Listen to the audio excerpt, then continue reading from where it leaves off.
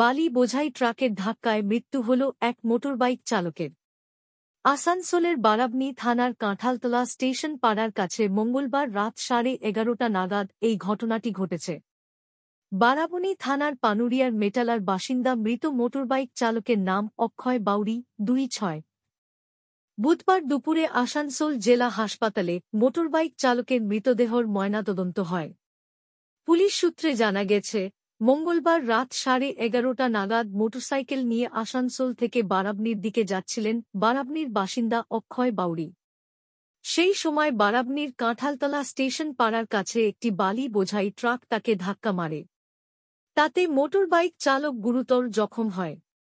খবর পেয়ে বারাবনী থানার পুলিশ ঘটনাস্থলে আসে। তাকে উদ্ধার করে আহত অবস্থায় আসানসোল জেলা হাসপাতালে নিয়ে আসা হলে চিকিৎসক পরীক্ষা করে মৃত বলে ঘোষণা করেন।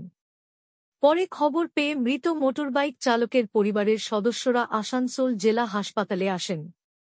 এদিকে দুর্ঘটনার খবর ছড়িয়ে পড়তেই এলাকায় শোকের ছায়া নেমে আসে।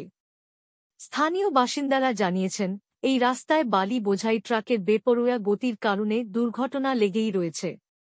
তারা অবিলম্বে পুলিশ প্রশাসনের কাছে কঠোর পদক্ষেপ নেওয়ার দাবি জানিয়েছেন।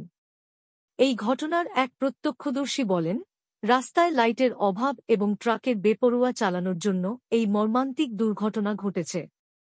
পুলিশ জানায়, এই ঘটনায় একটি অস্বাভাবিক মৃত্যুর মামলা করা হয়েছে।